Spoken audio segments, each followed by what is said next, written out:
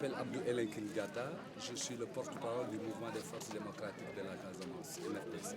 Donc, d'habitude, normalement, l'abbé s'est éteint le 13 janvier 2007 à Val-de-Grâce.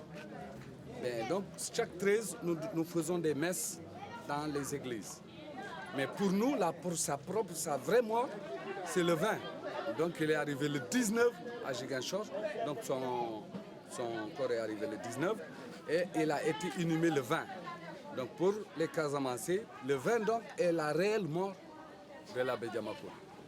Donc, mais puisqu'il a été un chantre vraiment de la paix, et toujours quand il est du moment de son existence, l'abbé a toujours parlé du dialogue interreligieux. Donc à partir de là, nous allons essayer de revaloriser ces valeurs. Donc aujourd'hui, le 19, qu'est-ce qu'on fait dans la soirée d'aujourd'hui? Il y a veillée de prière. Donc ce sont les traditionalistes qui vont commencer et petit à petit, on va parler de la biographie de l'abbé. Et après ça, il y a les catholiques, bien sûr, qui vont faire. Et après, il y a donc les musulmans qui vont vénérer un prêtre. Ça, c'est une grande première en Casamance, donc un peu dans le monde. Donc au moment où on parle du dialogue islamo-chrétien, la Casamance était allée un peu plus loin que ça. Eux, ils ont parlé du dialogue interreligieux, qui était vraiment un peu un dialogue un truc entre la religion traditionnelle, la religion catholique. Donc le lendemain, le 20, nous allons faire la procession sur Brin.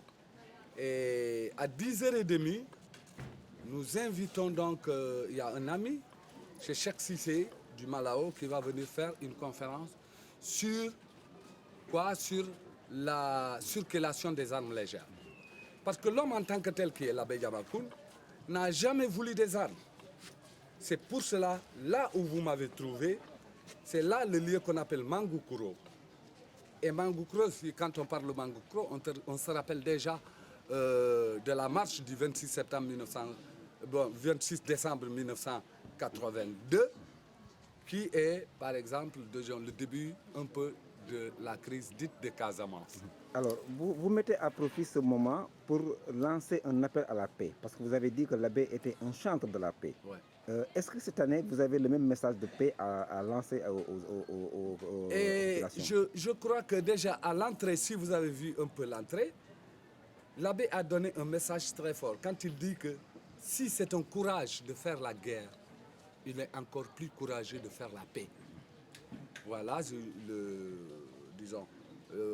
la banderole que nous avons placée à l'entrée explique vraiment la philosophie de l'abbé. Donc, cet homme-là, c'était lui qui avait impressionné aussi, qui avait instruit les Casamancés. C'est à cause de lui aussi qu'à travers son idéologie de non-violence, que les Casamancés, le 26 décembre 1982, ont marché les mains à l'air, donc c'était un symbole de paix. Donc vous avez vu la direction, donc nous allons prendre. Donc les Casamancés ne voulaient pas de la guerre, comme il a eu toujours à le dire. Cette guerre, mais il ne fallait même pas. Alors lui, il s'est confié à nous et il s'est dit, il a dit, Abdou, je préfère que tu sois encore mon prolongement. Ce n'est pas la première fois. Vous allez voir que peut-être qu'à l'époque même de la philosophie a été une science de Socrate, mais elle a été connue par Platon. Donc Platon a eu à montrer au monde entier qui était ce Socrate. Donc je crois que si Diamacoune était Socrate, moi je suis son Platon. Alors, est-ce que vous avez un dernier mot à lancer? Le dernier mot, c'est que Diamacoune nous a toujours dit que même l'Inde a accédé à l'indépendance sans les armes.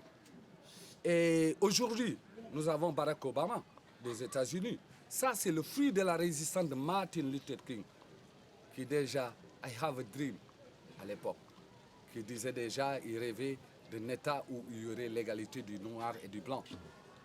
Et ce type, Martin Luther King a été assassiné. Aujourd'hui,